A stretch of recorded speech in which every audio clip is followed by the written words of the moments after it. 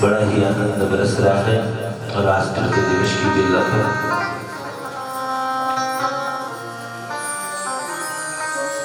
आइए इस पावन बेला पर हरि कथा को श्रवण करें। और वास्तविक रूपेण भागवत की ही कथा ऐसी है जो जीवन की हर व्यथा को मिटा देती है।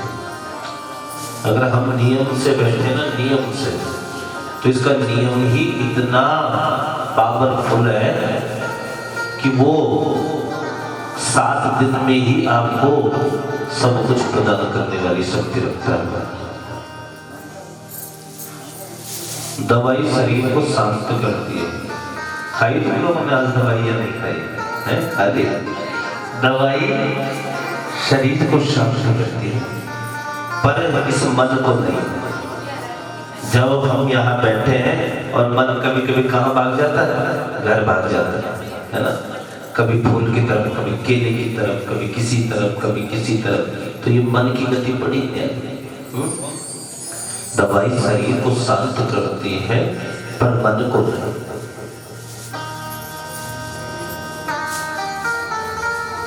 मन को शांति करती है क्या? समझ। और जब समझ आती है तो आप पाएंगे कि शांति क्या बाहर आ गई है तब तक।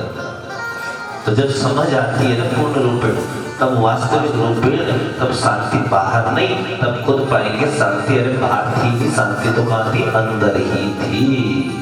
शांति कहाँ थी? अंदर ही। लेकिन वो कहाँ से समझ आएगी? सत्संग से। इसीलिए कहते हैं कि नित्य सत्संग का सहारा लो। नित्य सत्संग का कल मैंने आपको ध्रुव चरित्र सुनाया था, तो इसीलिए ये भाव उमड़ा। और ध्रुव को भगवान तो मिले, तो भगवान मिले, लेकिन जीवन में सत्संग नहीं मिला। भगवान मिलना सरल है, लेकिन सत्संग मिलना सरल नहीं है। कोई जरूरी नहीं कि आज जो मिल रही है वो कल आपको मिले, इसलिए बंधु बहुत जरूरी है। और आज एक ध्रुव ही महाराज ऐसे हुए हैं जिन्होंने मृत्यु पर भी विजय प्राप्त की है। क्या?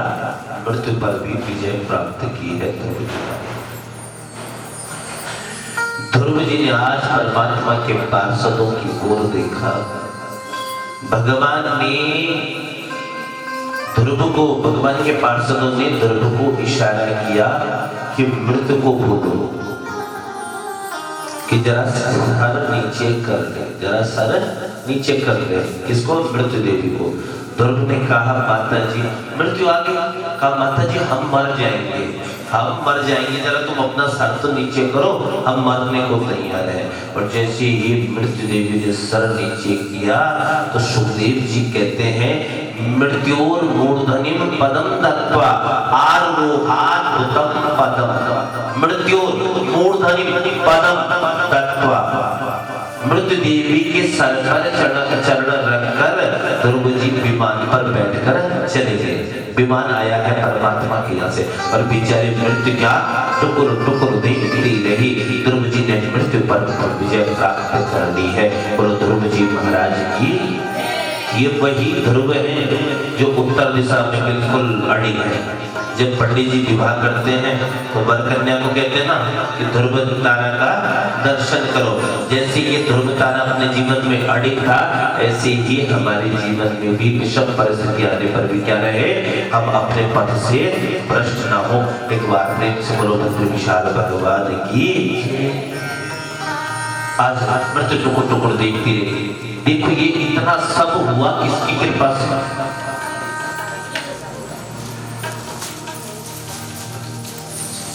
ये सब किसकी कृपा से हुआ?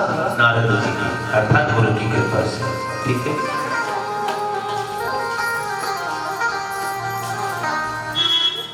अच्छा, कथा पर भी ध्यान रखेंगे ना, ये नहीं कि शब्दों में ही देखते रह जाएंगे। हाँ, तो इसलिए कथा पर विशेष ध्यान रखना। कोई काम कर रहे हो तो किसी को पता भी नहीं चलना चाहिए। मृत्यु मूर्धनि पदम दत्वा, ध्रुव जी मृत्यु के सर पर पैर रखकर क्या चले गए? आगे बढ़ गए। और ये किसकी कृपा से हुआ? नारद था गुरु की कृपा से। नारद की कृपा से ही ध्रुव के मन में भगवत भक्ति का विचार किया है। नारद की कृपा से स्वयं मनु का सत्संग मिला। किसका? मनु का। इसलिए कहते हैं सत्संग में नित जाया करो, संतन के संग लाग रहे, तेरी अच्छी बनेगी, तेरी बिगड़ी बनेगी। संत तुलसीदास जी महाराज कहते हैं कलुषित व्यक्ति भी यदि संतों का संग कर ले तो सुधर जाता है। जैसे पारसमणि लोहे से छुआए ना पारसमणि को, तो लोहा भी क्या हो जाता है? स्वर्ण हो जाता है, सोना हो जाता है। जीवन में तीन चीजें ऐसी हैं जो प्रत्येक व्यक्ति में जाना है, जो प्रत्येक व्यक्ति में, आप में, हम में, सब क्या होते जाते हैं। हमारे शास्त्र कहते हैं कि एक तो ममता किसी से मत करो, प्रेम सभी से करो। प्रेम करना चाहिए, ममता नहीं। सज्जनों, ममता बांधती है और प्रेम मिलाता है किससे? परमात्मा से। प्रेम परमात्मा से मिलाता है। आप में मेरे माधव राधा माधव का वास है, गोविंद वास करते हैं, ये सोचकर मैं प्रेम कर सकता हूँ। लेकिन शरीर रूप में यदि मैं आपके प्रति आकर्षित हूँ, आपके प्रति ममता करता हूँ, तो ये ठीक नहीं है बंधु। व्यक्ति में कह रहे हैं, व्यक्ति 3 चीजों में ज्यादा उसकी ममता होती है। व्यक्ति की 3 चीजों में, व्यक्ति की 3 चीजों में ज्यादा ही ममता है।